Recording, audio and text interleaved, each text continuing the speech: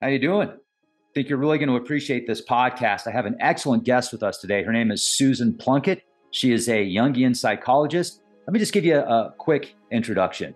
Susan Plunket, a Jungian psychologist and author, we are going to explore the mysteries of consciousness, the spirit realm, and life beyond the physical body, which she calls the life in between lives. In this captivating episode, Susan shares insights from her work, from life regression, life in between lives, revealing the process of constructing the body and how we are all beings of light. Then we're going to dive into the astral realms, astral travel, out-of-body experiences, and profound knowledge accessed through past life regressions. In the spirit world, to the harrowing tale of how Susan's daughter was possessed by a dark shaman. It's pretty spooky. This conversation opens up the door to unseen dimensions of reality and the true nature of existence. Prepare to expand your understanding of the Matrix. Hello, real quick. There's a revolution happening right now above our heads. It's about to make silver more precious than ever. The sun's power is taking over the world. It's growing so fast, it'll be the biggest source of electricity by the 2030s. Solar. Oh yeah, here's the kicker. Every single solar panel needs silver to work. We're talking about a silver paste web in every panel, turning sunlight into power. Smart investors are already making their move, and that's where Noble Gold Investments comes in. If you go to leapprojectgold.com, Noble Gold with the silver IRA, you can surf this incredible wave of growth. It doesn't matter who sits in the White House or what Wall Street does. Oh yeah, solar power is unstoppable, and silver is the secret weapon. As the world goes green, your retirement could see the silver lining. Don't let this opportunity slip through your fingers in 2024. Visit noblegoldinvestments.com or leapprojectgold.com. Get the free ebooks, How to Get Out of the Rat Race, countless 5-star reviews, A+ rating with the Better Business Bureau. Noble Gold is the gold company that I trust. And if you qualify, this is super cool, you'll be gifted 10 ounces of solid silver. You could go with this 10-ounce solid silver American flag bar or 10 1-ounce silver Trump rounds.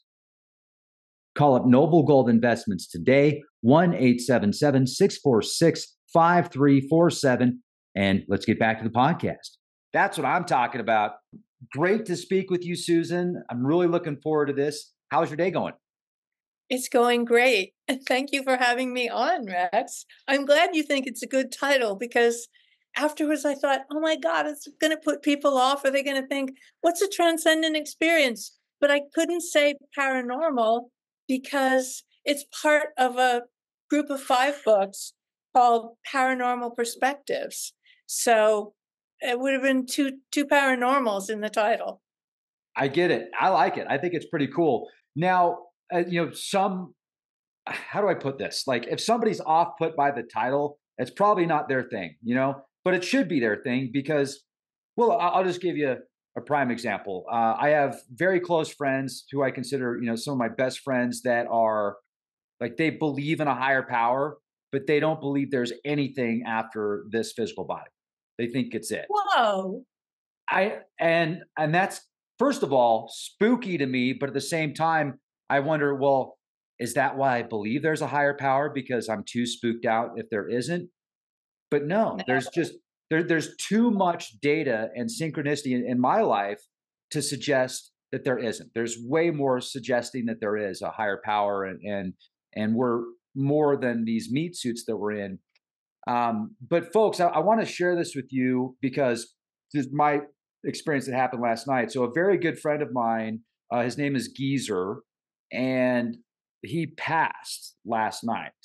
And this, like, that was, and so the fact that we're talking today about afterlife experiences, I'm getting goosebumps all over my body right now. You've had 19 paranormal events that you talk about. Yeah. Yeah. And you know what? I bet you anything Geezer is listening in right now because, as you said, we're in a meat suit. It's a sophisticated meat suit, but we are not our body. In fact, our body isn't even real. There's only one real thing, and that's consciousness. Consciousness And it's one consciousness, and Geezer's in it, you're in it, I'm in it, everybody listening is in it. And you know what happens when we die? Nothing, because you never left the field of consciousness. You never left the quantum field. You just, if you were looking at in three-dimensional reality, which the human senses force us to do, because they force you to focus on this reality with our eyes and our touch and everything. But once you drop this body and you travel on in your subtle body, which is wrapped around you and me right now, it's what Geezer's in now, his subtle body, he can focus his consciousness here if he wants, or in other planes of existence. You can even do that when you're alive. But most people get so mesmerized by adulthood because our senses are so powerful, even though we humans are the only species that perceive this reality. If there was no humans on Earth, not one left, there was just elephants and reptiles and cats and dogs and dragonflies, this version of Earth would not exist because they don't have the same senses we have. Dragonflies have 60,000 eyes. They don't see this reality. Even our dogs and cats don't see the same exact reality as we see because there's nothing physical to see. There's no colors to see. We make all that in the mechanism of the brain. That's why you can look at a red apple, see a red apple, but a dog won't see a red apple. They see other colors because there's no color in the object. I don't know. Am I sounding too wild? No, you're getting into like the holographic universe theory. Yeah, the quantum field. Yeah. The nature of ultimate reality is not physical. There is no physical universe except the one we project and then perceive. So we are kind of living in our own simulation. It's fascinating, and you're not going too far. I definitely have studied enough to, I'm right there with you. Now, the question is, though, why? What's That's what I'm trying to answer in this book. okay? I'm trying to answer that question by sharing these experiences across my lifespan from before I incarnated until now, which is 75 years. Wow. Um, Well, but real quick, let's do this. Let's go back a step because I asked the biggest question of questions right there, and I want to know a little bit more about you, and I want to know more about. So you're a Jungian psychologist. I'm a Jungian psychologist. Jungian. That Thank you. Carl, I really use the theories of Carl Jung. He was a Swiss psychiatrist and psychologist who died in the 1960s. But he was a mystic. He and Freud were friends, but they broke up. And when they broke up, they had matching tattoos on their calves. And when they broke up, they each did two different things, which tells you about the nature of them. Freud had his tattoo removed, and Jung, who was more mystical, had his transformed into a symbol, a symbolic symbol of consciousness. So, two different approaches. Everybody knows about Freud. Fewer people know about Carl Jung, but he believed in all kinds of things, seances and the ultimate nature of consciousness and the quantum field. So that's why he interests me. He's definitely a lot more interesting. Yeah, He is more interesting as a person. Freud was brilliant, but Jung was brilliant in another way because he was open. He was open to the nature of consciousness. He believed that the collective unconsciousness, sort of where we all share, which is why you can be lying next to somebody in bed and you dream the same dream. If you're within 5 feet sleeping with somebody, your dreams get entangled. I mean, everything's entangled in the universe, but particularly if your physical body, which downloads dreams and creates dreams, you're dipping into the same areas of the collective unconscious. Very fascinating. The vivid dreams, especially. I've had dreams personally that have changed my life. Like there's places I won't ever go again because of dreams that I've had. Wow. Yeah. Like where? Dulce, New Mexico. There's allegedly an underground base there, and I used to go out there quite a bit. And I went looking for the vents one day, and the next morning, oh man, I'm getting goosebumps. I was basically like on my knees, and there was a guy that had his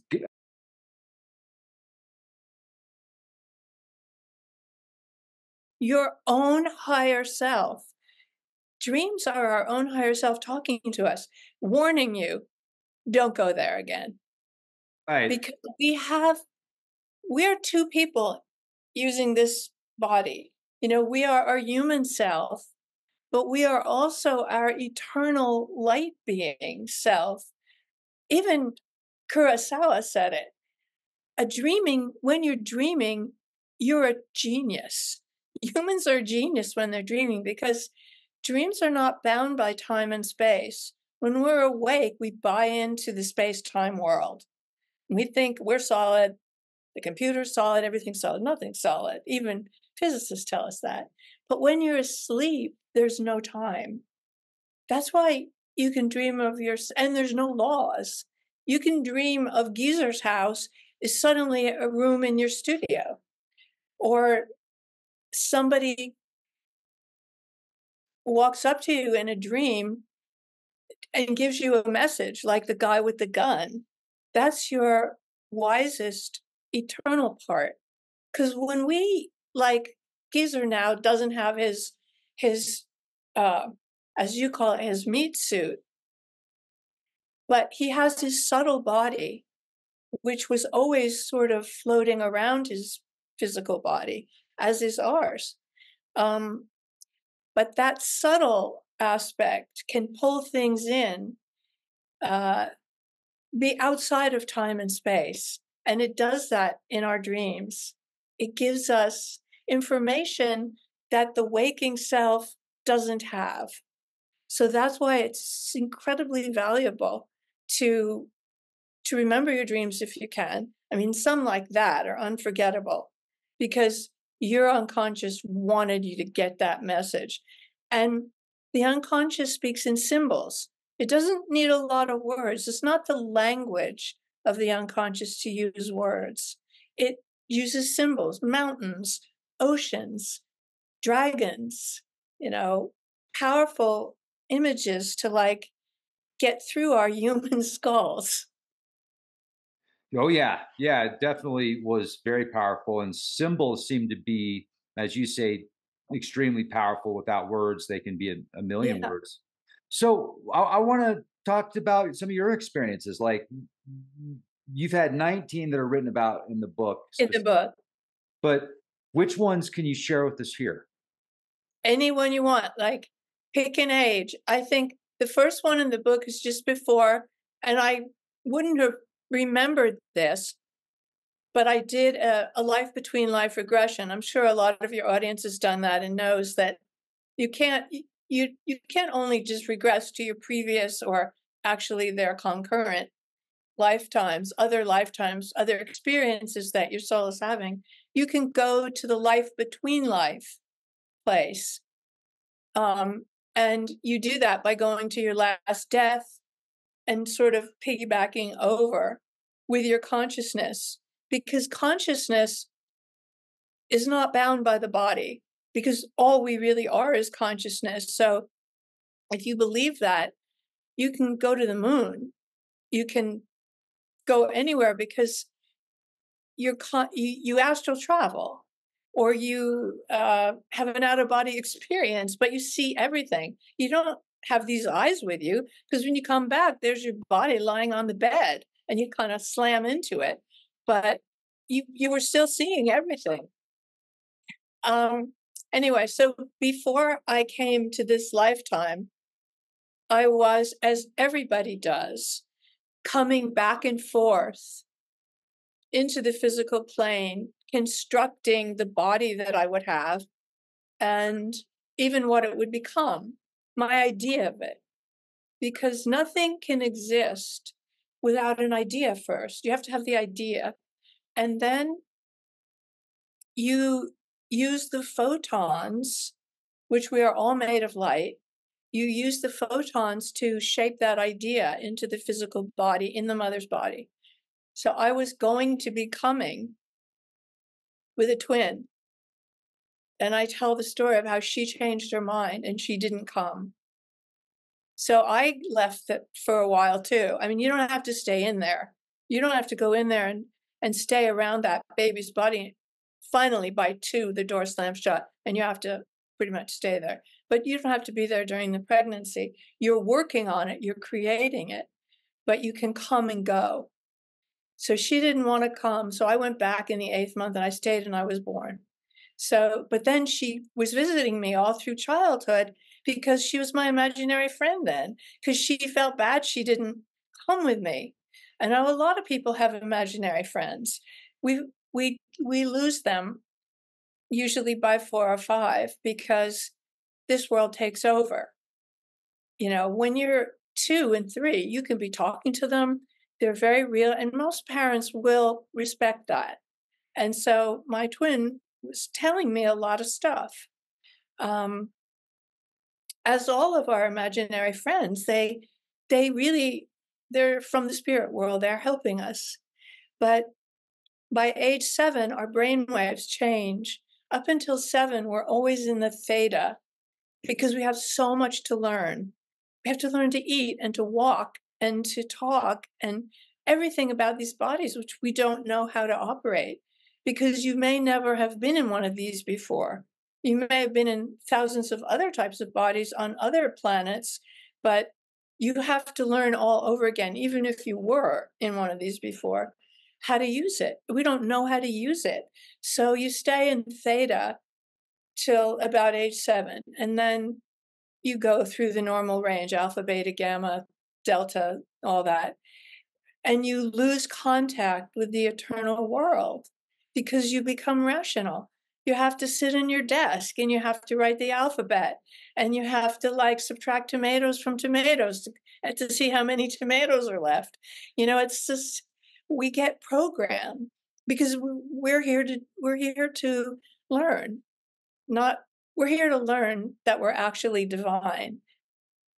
We're here to learn that we're all part of the one consciousness, but we don't know that because we come through the veil of forgetting. And as little kids, we still have a foot in that world. But by 7, usually, which is considered the age of reason, we start to grow up and we lose track of our eternal self, that part that really knew what was going on here. And we get along in life. And we may always be asking the question, like, what am I doing here? Where did I come from? Where am I going? But we're not as aware, we're not as in touch as we were as a little kid. Is there like data to show the brain, the brainwave stuff? Yeah. because that's fascinating. I didn't know Yeah. that. You're literally in theta state? Neuroscientists know that. You know, we know so much now, ever since MRIs. Mm-hmm. We used to think all brains were the same. They're not. First of all, there's a big gender difference. Men and women have very different brains. Women have a much thicker corpus callosum between the 2 hemispheres. Women have 5 centers for communication, men have 2. It's just much more dialogue between the 2 hemispheres in women. Then there's a thing called the bridge brain, which many artists have, which is sort of somewhere between the 2. When I was in graduate school, we didn't know that. I was taught everybody's brain looks like this. But now, because millions of MRIs, we know so much. And yes, so they can measure brain waves. And we know that children stay in theta up till 7 so they can learn. Wow. Neuroscientists write about that. That's the reason they stay mostly in theta. That's So much powerful. to learn. Yeah. Yeah. Yeah, because theta state, yeah, that's Wow, that's very interesting. You know, That's when I what was healers use. Healers are in theta very often. that makes sense. Yeah, because your perception is completely different. So, huh. We go into theta, in that liminal space between sleeping and waking. We go into theta a little bit, and we can be very confused about where we are. Cool. That's pretty cool. Yeah. Yeah. When I was like 5 or 6, I had a grand mal seizure, so I had to go get EEGs every year for like 8 years after that, twice a year, and they would hook these nodes up to my head, and they'd be like, "Okay, just lay there, and you can't like even if I swallowed, like I'm laying there, if I go like that, they'd be like, "Don't you do that, man!" Talk about not fun. But I do remember my mom saying that my brain was just like they had never seen anything like it. But I only had that one seizure, but I was on something for that seizure for like 8 years after, which was definitely interesting. But yeah, yeah, brains are like receivers. So um, They are just receivers. Um, they don't think, they don't understand. Only consciousness understands, only consciousness thinks. Um, and consciousness is not in your brain. Consciousness is a field. It's a quantum field which is everywhere at once, and we're all in it. Every experience we have is just a derivative of that consciousness. It's very hard to accept this because you look at your hands and they look very real. And you look at the screen and you see, but physicists will tell us that all these solid things are not so solid. Most everything is empty space, including black holes and dark matter. But everything is the ontological primitive of the universe is consciousness, and everything derives from that, and it's one. Even the Nobel Prize winning physicist Schrödinger said, the number of minds in the universe is one, and we're all part of it, which is powerful. We're all part of this one mind, but we get so limited because we believe we're just a body. We believe we're just this brain. No, no, we're powerful. We're divine. That's what I'm trying to tell everybody in this book. That's really the point. Like, I didn't do anything so special with my paranormal experiences. I just managed somehow to keep a hold of one aspect from time to time of my eternal being, because I understood eventually that my consciousness is not in my body. I'm sharing my consciousness with you, everybody listening, and everything that is, ever was, or ever will be, because it's just now. I right. know that it's hard for me to grasp too, even though I totally believe it. And it's so freeing because what's there to worry about? We're all one big consciousness, which has no cause. The greatest cause of all, the quantum field, the quantum universe, divine, whatever you call it, God, creator, had no cause. That's hard for us to grasp because on Earth, we live in a sort of rational world, where everything is in polarity, old and young, high and low, rich and poor, black and white. So we think in terms of that, or we learn to. We don't come in like that. Babies don't think in terms of that. Little kids don't, but that's what we learn in school and society and from parents and teachers, each other. But we're so much more than that. We're magnificent. We're really magnificent. You can, and I write about this in the book, you can visit the moon. You do not need a spaceship to go to the moon. Your body cannot go there, your physical body, but your consciousness can go there. Your consciousness can go anywhere you want. You want to visit Geezer? You can visit him.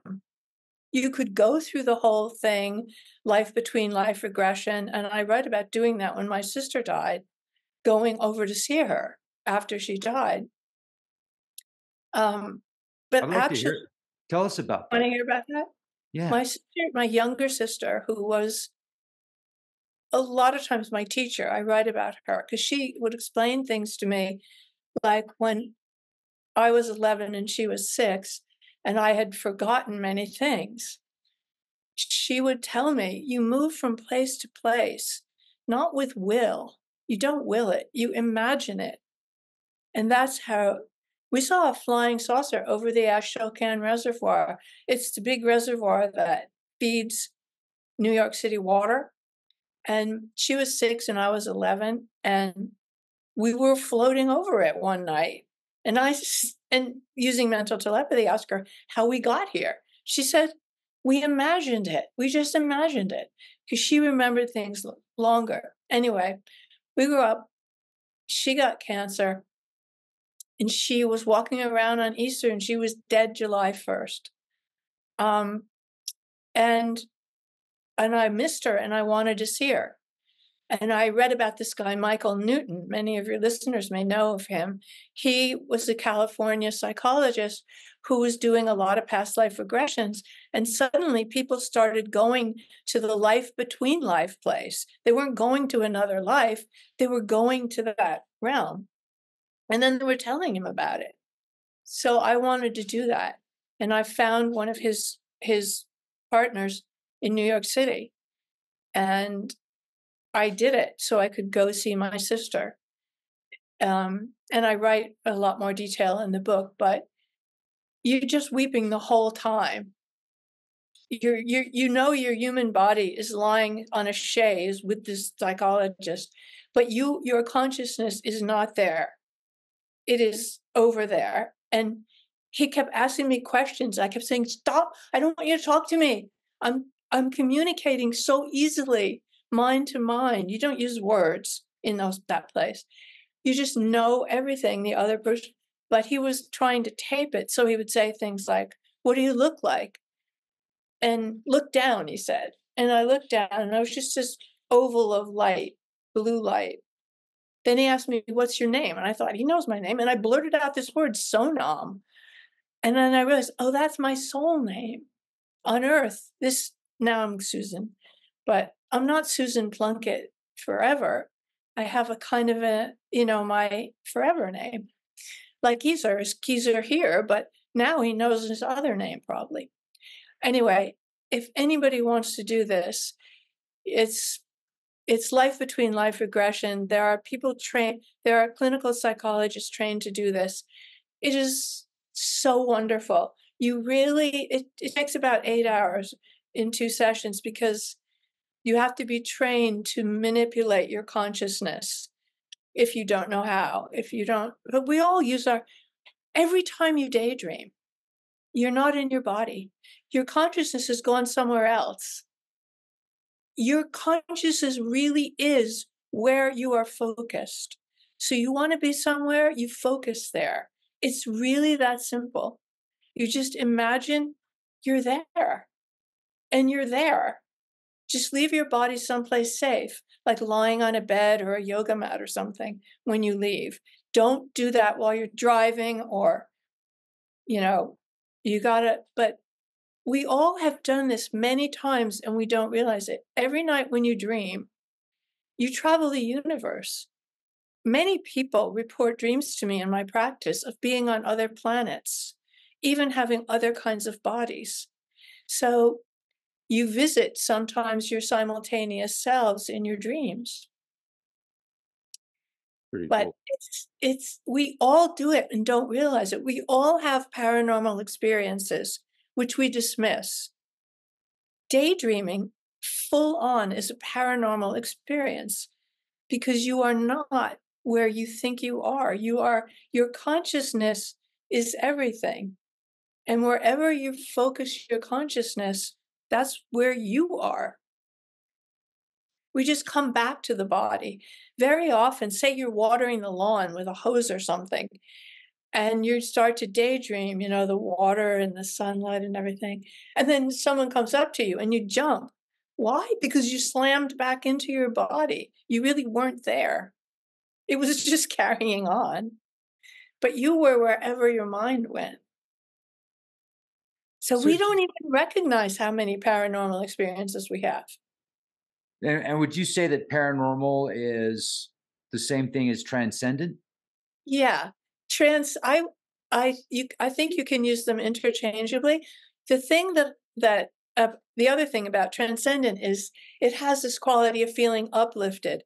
Some paranormal experiences are frightening. Like some people are frightened if they see a ghost.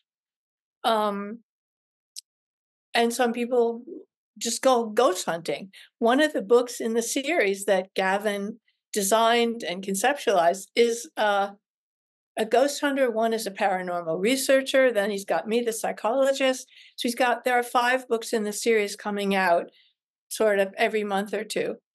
Yeah. But I would say transcendent means a little more uplifting. Like a visit from an angel is probably more uplifting than suddenly seeing a ghost in your kitchen. Uh, that might Well, be startling, unless you're really into ghosts. yeah. I mean, unless you're really into ghosts, or it gives you some, cooking techniques, maybe. If they're giving you information, but not usually. Right, right, absolutely. Yeah, yeah, I so agree. That's so cool. We should look in our lives. In the book, I'll hold it up for everyone.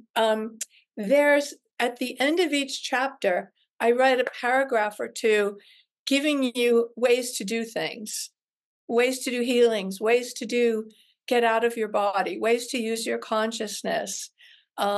Just the techniques that I use with my patients and in my life, just having either stumbled on or having been taught, because I've had non-human teachers who taught me so much that I have not enough gratitude in the world for what these beings taught me. Like one of them named Munka, I didn't know for 20 years what Munka actually was, because one time about 30 years ago, maybe longer, I asked him, like, well, I said, well, did this happen to you when you were human?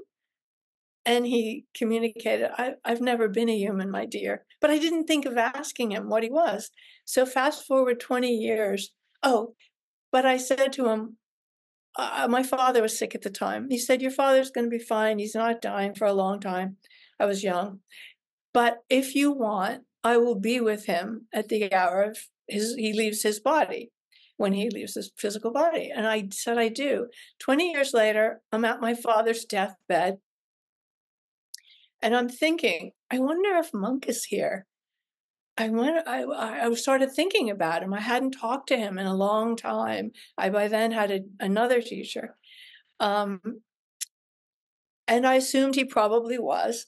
So then on the way back from the funeral, there's a big sign. There are never accidents. Psychic fair. So of course I pull in. There's 10 psychics. You can go from table to table. I go to one and I say, I want to talk to my father. Today was his funeral. She said, oh, your father says he wants to tell you a couple of things. He wants to tell you thank you for the cashmere socks you put on his feet in the hospital. Nobody knew that but me and him, because he was so cold at the end.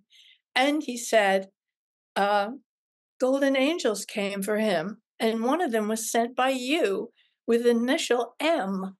That was Munka. That's how I found out Munka was a golden angel. And I was like, how could I never knew that all that time?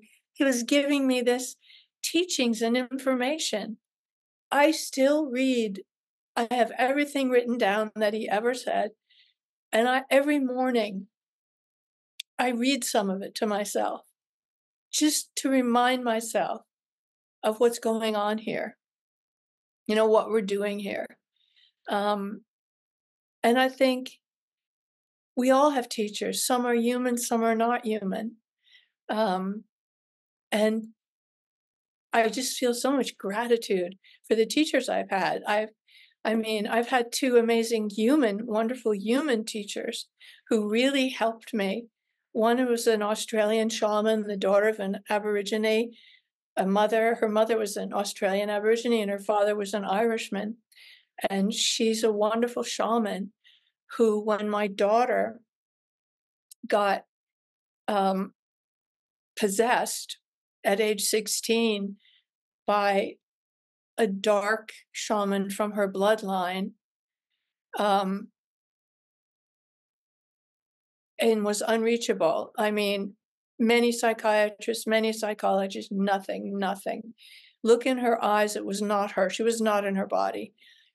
Between Carrie Henwood, this Australian shaman, and Cindy Dale, who's a Minnesota intuitive and healer, Cindy said to me, "This is a predator. He's died. He's in her bloodline. He wants her body. She's next in line." My daughter's part Native American, and she's Mexican Native American. And Carrie went after her soul to get it back into her body. And because she was 16, I was allowed to fight for her. Had she been over 18, the shaman and the intuitive said, I couldn't have helped her. Thank God this happened. It happened the beginning, like overnight, the possession.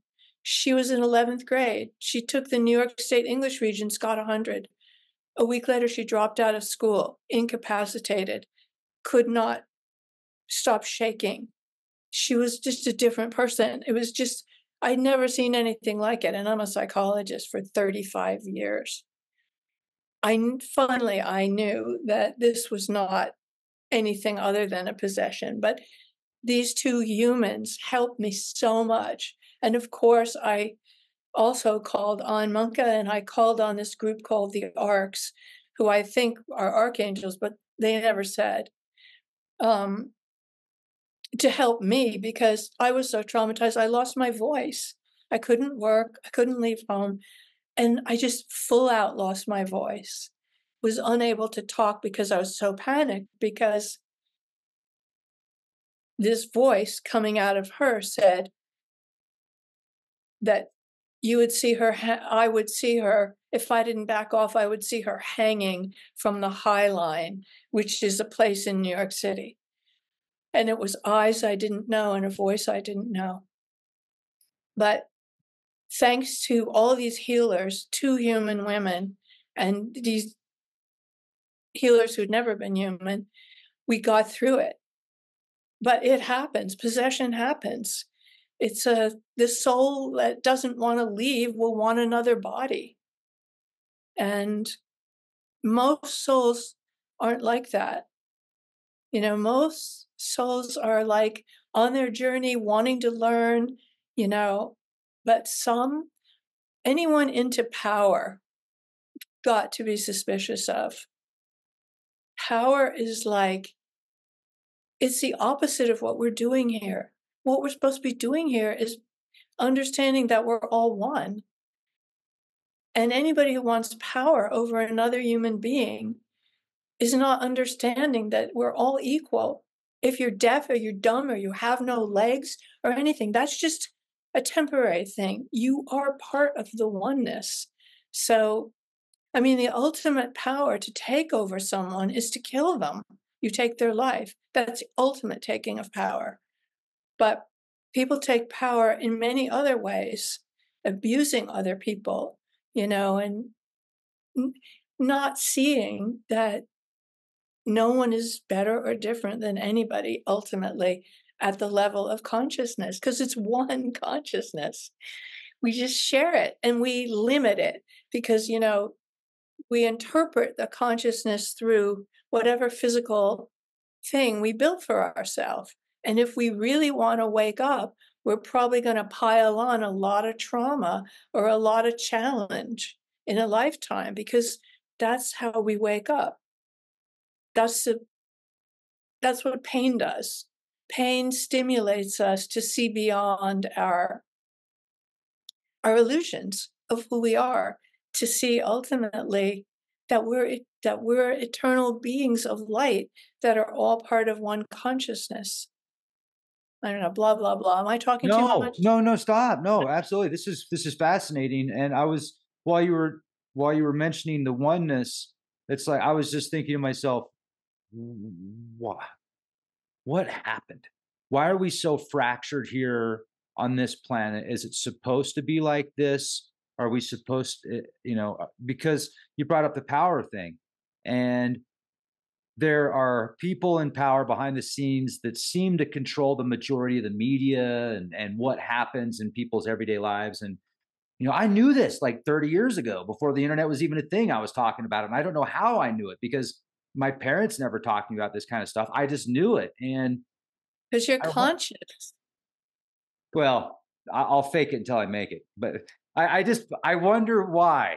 Like, what is this special forces? Are we going through like this special forces training so that when there might be a time? I don't know. I'm trying to figure it out. The closer I get to Think, figuring it out, the more confused I get.